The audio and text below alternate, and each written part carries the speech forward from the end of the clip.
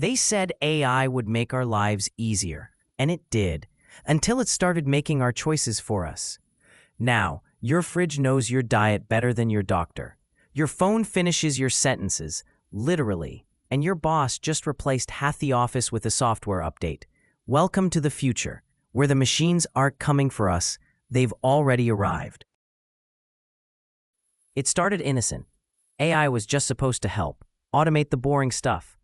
Emails, calendars, directions, playlists, little things. We said, sure, take my data. What could go wrong?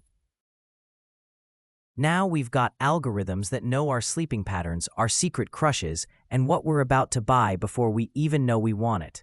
Congratulations, you've become a perfectly predictable consumer. Then came the job revolution.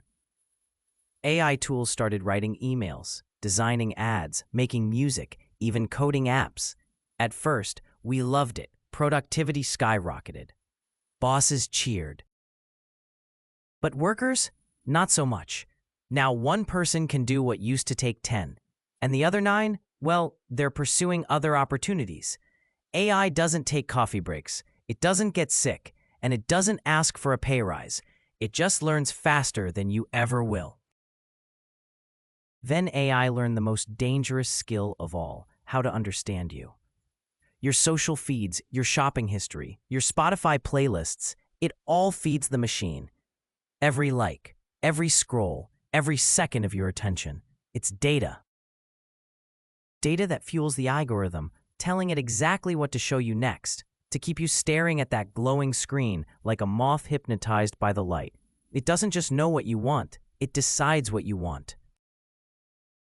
AI isn't in the future, it's already in your house, in your car, in your pocket, even in your fridge. Your home devices record your voice. Your car maps your habits. Your phone tracks your heartbeat.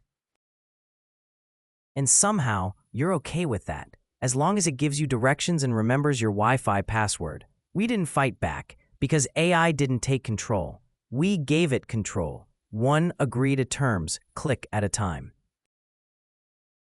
Now, AI can clone your face, your voice, and your opinions. We're entering